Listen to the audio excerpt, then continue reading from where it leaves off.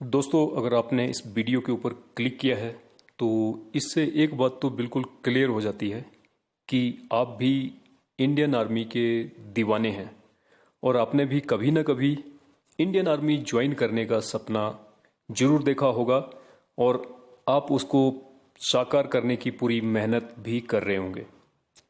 सो दोस्तों, उसके लिए एक बात मैं कहना चाहूँगा, इंतज़ार मत कीजिए, सही समय कभी नहीं आता। इंतजार मत कीजिए, सही समय कभी नहीं आता। परिस्थितियों को अनुकूल बनाना पड़ता है। और दोस्तों, निरंतर पुरुषार्थ से हर चीज जो है इस दुनिया में संभव है। So friends, welcome to HP Gyan Adda. मैं हूं राज रोहित और आज के इस वीडियो का मकसद उन लोगों की हेल्प करना है जिनकी मंजिल इंडियन आर्मी है, और मैं इसके लिए जो है आपको राह दिखाने का काम करूंगा। आने वाले टाइम में मैं और भी वीडियोस लेके आऊंगा जो कि आपके रिटन टेस्ट में बहुत ही हेल्पफुल होने वाले हैं। So friends, stay tuned with my channel. अगर आप चैनल पे पहली बार आए हैं तो चैनल को सब्सक्राइब करना ना भूलें। सो फ्रेंड्स, चलते हैं वीडियो के ऊपर। आज के इस वीडियो में हम बात करेंगे इंडियन आर्मी ज्वाइन करने की प्रोसेस क्या है और इसके अंतर्गत क्या क्या होता है, कैसे कैसे जो है हम इस प्रोसेस से निकलेंगे। वो सारी चीज़ें जो है हम इस वीडियो के जरिए जो है डिस्कस करेंगे। फ्रेंड्स, सबसे पहले बात करते हैं eligibility criteria. Indian army join करने के लिए, और वो भी सोल्जर जीडी या क्लर्क्स या ट्रेड्समैन की भर्ती के लिए जो है एलिजिबिलिटी क्राइटेरिया क्या है, वो इस प्रकार से है। सबसे पहले तो एजुकेशन क्वालिफिकेशन, आप मैट्रिक पास होने चाहिए 45% से ज़्यादा मार्क्स के साथ। 45% से ज़्यादा होने चाहिए, कम नहीं होने चाहिए। और हर सब्जेक्ट में जो है आपके 33% से कम मार्क्स नहीं होने चाहिए। अगर ऐसा होता है, किसी भी एक सब्जेक्ट में से कम मार्क्स होते हैं, तो शायद आप इसके लिए एलिजिबल नहीं होंगे। एज आपकी 17.5 ईयर्स, मतलब 17.5 साल से ज़्यादा, और 23 साल के बीच में आपकी एज होनी चाहिए। 21 साल या ट्रेड्समैन और क्लर्क्स के लिए जो है 23 साल इसकी एज होनी चाहिए। नेशनलिटी इंडियन, नेपाल और भूटान नेशनल जो हैं वो इसको ज्वाइन कर सकते हैं। इसके अलावा तिब्बत नेशनल्स जो हैं, वो जो कि 1962 से पहले इंडिया में आके सेटल हो रखे हैं, वो भी इसके लिए एलिजिबल हैं। और इसके लिए आप अनमैरिड होने चाहिए, आपकी शादी नहीं हुई होनी चाहिए। और इसके अलावा physical standards, height, weight, chest, क्या क्या चाहिए होगा वो हम आगे डिटेल में जो है उसके बारे में जानकारी हासिल करेंगे। सो नेक्स्ट चलते हैं।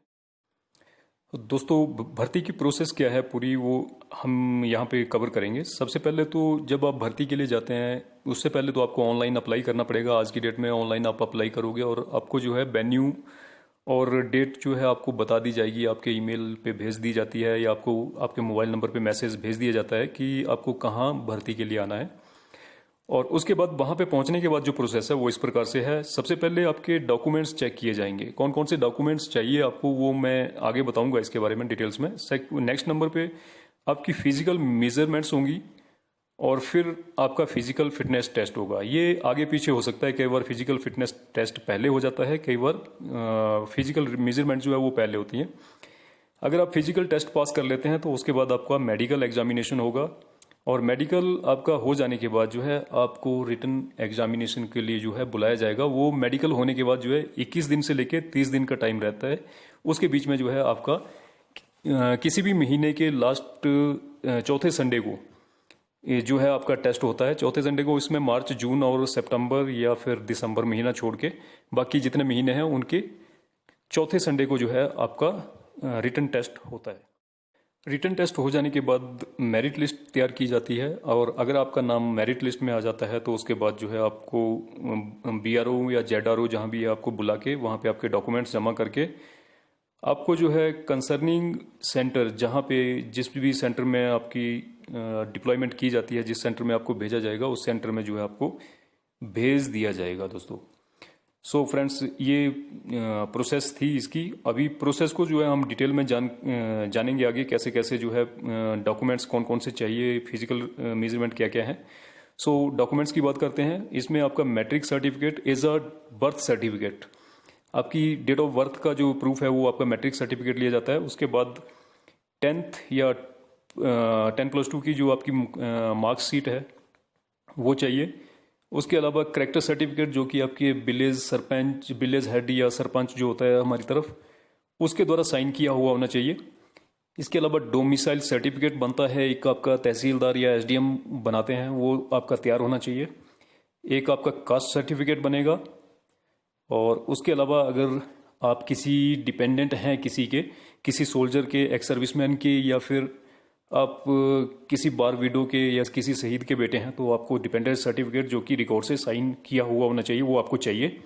इसके अलावा अगर आप आउटस्टैंडिंग स्पोर्ट्समैन हैं, कहीं अपने डिस्ट्रिक्ट से ऊपर स्टेट लेवल में या नेशनल लेवल पे खेला हुआ है, तो उसका सर्टिफिकेट चाहिए।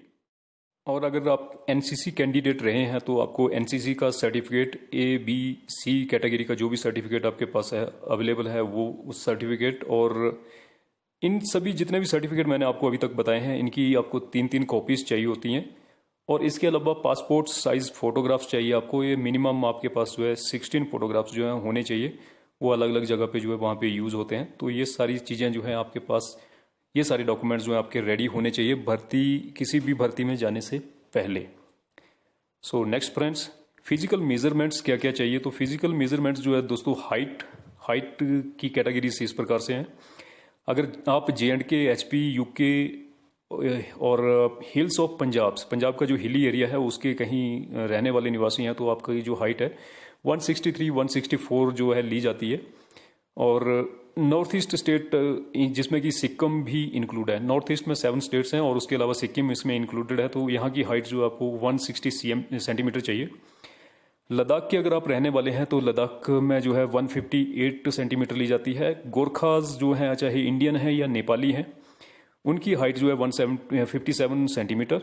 साउदर्न इंडिया में जो है आपकी हाइट 166 सेंटीमीटर चाहिए। और रिमेनिंग इंडिया जो कि सेंट्रल आ गया, या यूपी, बिहार, झारखंड और भी जो स्टेट्स हैं, हरियाणा वगैरह, इनकी जो है आपको 167 से लेके जो है 170 या अलग से 172 तक जो है आपकी हाइट चाहिए होती है।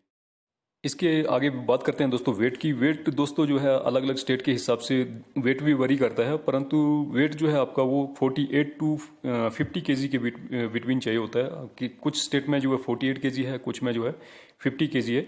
और चेस्ट की बात करें तो चेस्ट दोस्तों 77 प्लस 5 सेंटीमीटर, मतलब 5 सेंटीमीटर का जो है आपका फुलाव होना चाहिए चेस्ट में, नहीं तो अगर आप ऐसा नहीं है तो आपको अनफिट कर दिया जाएगा।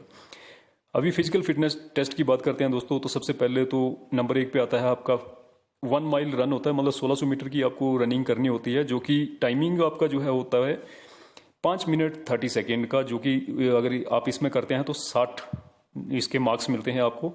और अगर 5 मिनट 30 सेकेंड से लेके 5 मिनट 40 सेकेंड के बीच में अगर करते हैं तो आपको 45 मार्क्स मिलते हैं। दोस्तों ये वरी करता है, और इसमें जो है मिनिमम आपको, अगर आप तैयारी कर रहे हैं तो आपका टाइमिंग जो है 5 मिनट से नीचे होना चाहिए अगर आपको 60 मार्क्स चाहिए। क्योंकि हर जगह दोस्तों जो भी है बेस्ट जो कैंडिडेट होता है उसको ही सिलेक्ट किया जाता है। और if you are going to join the best army of the world then you must be best. So आपका जो टाइमिंग है वो 5 मिनट से कम होना ही चाहिए। दूसरी कैटेगरी में आपको मार्क्स मिलेंगे 48, और अगर तीसरी कैटेगरी कहीं कहीं दी जाती है तो उसमें आपको 36 मार्क्स मिलते हैं, पर ये बहुत ही कम जो है आपको दिया जाता है चांस। नेक्स्ट आते हैं दोस्तों पुलअप्स में 5 कैटेगरी होती हैं। अगर आप 10 पुलअप्स लगाते हैं तो आपको 40 मार्क्स मिलेंगे, और 9 लगाते हैं तो 33, 8 लगाते हैं 27, 7 लगाते हैं 21, और 6 अगर पुलअप्स आप लगाते हैं तो 16 मार्क्स आपको मिलेंगे। सो अगर दोस्तों जितना आप ज़्यादा मार्क्स लोगे यहाँ पे ग्राउंड में, उतना ही आपको रिटर्न में थोड़ा कम मेहनत करनी पड़ेगी। और अगर जितने नंबर आपके ग्राउंड में कम है, आपको रिटर्न में आपके मेरिट में आने के चांसेस उतने ही लेस हो जाते हैं। सो तीसरे नंबर पे आती है दोस्तों 9 फीट डिच। ये 9 फीट का एक खड्डा होता है जिसके ऊपर से आपको जंप करके क्रॉस होना होता है, और उसके अलावा एक जिगजैग बैलेंस होता है जो कि नॉर्मल सा होता है, वो आपको क्रॉस करना होता है। तो ये आपका जो है फिजिकल टेस्ट होते हैं दोस्तों। इसके बाद मेडिकल एग्जामिनेशन की बात करें तो इसके अंदर जो है कुछ एक कैटेगरीज देखी जाती हैं दोस्तों। मेंटली आपको फिट होना बहुत ही ज़रूरी है, इसलिए किसी भी प्रकार की मानसिक अगर आपको बीमारी है तो आप फौज ज्वाइन नहीं कर सकते हैं। इसके अलावा आपका चेस्ट एक्सपेंशन जो है वो 5 सेंटीमीटर का होना चाहिए। ये मैं पहले भी बता चुका हूँ कि आपका जो छाती का फुलाव है वो अगर 5 सेंटीमीटर नहीं है तो आपको रिजेक्ट कर दिया जाएगा। इसके अलावा आपका हड्डियों से रिलेटेड कोई बीमारी आपको नहीं होनी चाहिए। आँख, कान, नाक, गला, ये सब आपका टेस्ट होगा। इसमें आपका किसी प्रकार का कोई परेशानी नहीं होनी चाहिए। इसके अलावा कोई हार्ट रिलेटेड डिजीज़, आपका बीपी वगैरह जो है वो सब नॉर्मल होना चाहिए। दांत आपके अच्छी कंडीशन में होने चाहिए सारे के सारे। और इसके अलावा आपको इसका इंटरनल ऑर्गन की अगर कोई प्रॉब्लम है तो भी आप इसके लिए एलिजिबल नहीं रहोगे। इसके अलावा आपका यूरिन टेस्ट होगा, और कार्डियोवैस्कुलर सर्जरी अगर आपकी हो रखी है तो भी आप इसके लिए एलिजिबल नहीं रहोगे दोस्तों। इसके अलावा दोस्तों ये आप पूरी तरह मेंटली और फिजिकली फिट चाहिए होते हैं। और अगर आपको कहीं मेडिकल में कोई छोटी मोटी प्रॉब्लम होती भी है तो आपको रेफ़र किया जाता है जहाँ पे बड़े हॉस्पिटल होते हैं, जहाँ पे जो है उस चीज़ का स्पेशलिस्ट होता है। क्योंकि जो भर्ती रैली के दौरान जो मेडिकल ऑफिसर्स आते हैं वो कई बार सभी स्पेशलिस्ट वहाँ पे उपलब्ध नहीं हो पाते हैं, इसलिए जो है आपको अलग अलग जगह रेफ़र किया जाता है और आपको पूरा मौका मिलेगा अपने आप को फिट डिक्लेयर करने के लिए। सो ज़्यादा परेशान होने की बात नहीं है। नेक्स्ट बात करते हैं रिटन टेस्ट की।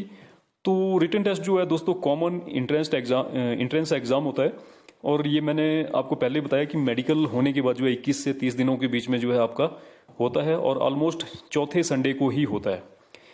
इसके अलावा इस रिटन टेस्ट में दोस्तों 4 ऑब्जेक्टिव टाइप्स के क्वेश्चन होते हैं, और सभी में 4 ऑप्शन आपको मिलेंगे। टोटल 50 क्वेश्चन होते हैं, और हर क्वेश्चन जो है 2 नंबर लेके आता है आपके लिए। और अगर आप किसी आंसर को किसी का गलत आंसर कर देते हैं किसी क्वेश्चन का, तो आपके जो है 0.5 मार्क्स जो है आपके हर रॉन्ग एंट्री के लिए जो है कट जाएंगे। नेगेटिव मार्किंग भी होती है इसमें। सो टोटल टाइम जो है आपको 60 मिनट का दिया जाएगा, और मिनिमम पासिंग मार्क्स जो है आपके 32 मार्क्स जो है आपको इसमें लेने होंगे। सो दोस्तों अभी आप बोलोगे कि 32 मार्क्स से पास हो जाएंगे, बट ऐसा नहीं है दोस्तों। 32 मार्क्स तो आपको पास डिक्लेयर होने में है, बट मेरिट में आने के लिए आपको मिनिमम जो है 70 to 80 मार्क्स जो है स्कोर करने होते हैं। अगर आप ग्राउंड में 100 के 100 मार्क्स ले लेते हैं तो भी आपको यहाँ पे जो है रिटन में आपको मिनिमम 60 मार्क्स लेने होते हैं, नहीं तो आप मेरिट में नहीं आ पाओगे। अभी रिटन एग्जाम कैसे होता है तो दोस्तों इसके जो है टोटल 4 भाग हैं। सबसे पहले जीके होता है 15 नंबर का, जिसमें 15 क्वेश्चंस होते हैं, 30 नंबर के होते हैं। जनरल साइंस जिसमें 15 क्वेश्चन होते हैं, 30 नंबर के होते हैं। और मैथमेटिक्स के जो है 15 क्वेश्चन आते हैं, 30 नंबर के होते हैं। और लॉजिकल रीजनिंग जो है वो 5 क्वेश्चन होते हैं, टोटल 10 नंबर के होते हैं। और क्वेश्चन हो गया आपके 50 और 100 नंबर का टोटल जो है आपका पेपर हो गया। और ये सारा का सारा जो पेपर होता है दोस्तों वो मैट्रिक लेवल का ही होता है, उससे ऊपर का जो है आपसे नहीं पूछा जाता है। और मैट्रिक लेवल में जो है ये सारी चीज़ें आपको मैट्रिक लेवल तक जो है प्रिपेयर करनी होंगी। सो इसके लिए भी मैं आपको अलग से वीडियोस बना रहा हूँ, किस टाइप के क्वेश्चन आएंगे। सैम्पल क्वेश्चंस जो है मैं आपको 5-7 जो है क्लियर करवाऊंगा। तो दोस्तों ये सारी की सारी चीज़ें जो हैं आपको ध्यान में रखनी होंगी। और इसके अलावा दोस्तों एक बात और बताना चाहता हूँ, अगर आप आउटस्टैंडिंग स्पोर्ट्समैन हैं, जैसे आपने स्टेट लेवल से ऊपर खेला हुआ है, तो मेरिट में जो है आपको उसमें भी 20 मार्क्स जो हैं मिलेंगे। या आप फिर डिपेंडेंट हैं अगर किसी बारबीडो के या किसी एक्स सर्विसमैन के या किसी शहीद के, तो उसमें आपको जो है कुछ छूट मिलती है। इसके अलावा अगर आप एनसीसी कैंडिडेट हैं, अगर ए और बी सर्टिफिकेट आपके पास है तो आपको कुछ छूट मिलती है। और अगर आपके पास सी सर्टिफिकेट है तो आपको रिटर्न से एग्जाम्प्ट कर दिया जाता है, आपका रिटर्न नहीं होगा। आप फिजिकल फिट करके, मेडिकल फिट करके तो आपको भर्ती कर लिया जाता है। सो दोस्तों मुझे उम्मीद है कि आप लोगों को दी गई जानकारी जो है इससे काफ़ी फ़ायदा मिलेगा। और आने वाले जो वीडियोज़ हैं, अगर आप पूरी तैयारी कर रहे हैं इसकी, तो आने वाले वीडियोस जो है मेरे देखना ना भूलें, और चैनल को सब्सक्राइब करना ना भूलें, ताकि आपको आने वाले वीडियोस का लिंक जो है मिलता रहे। तो दोस्तों वीडियो के अंत में आप सबको नए साल की बहुत बहुत हार्दिक शुभकामनाएं। 2021 आपके लिए आपकी सारी मनो मुरादें पूरी करने वाला बने। और दोस्तों अंत में एक बात और, nothing is impossible in the world, just work hard. अगर आप सच्चे दिल से मेहनत करते हैं तो कोई भी चीज़ जो है वो असंभव नहीं है दुनिया की, और आपको वहाँ पहुँचने से कोई नहीं रोक सकता। सो थैंक यू दोस्तों, जय हिंद।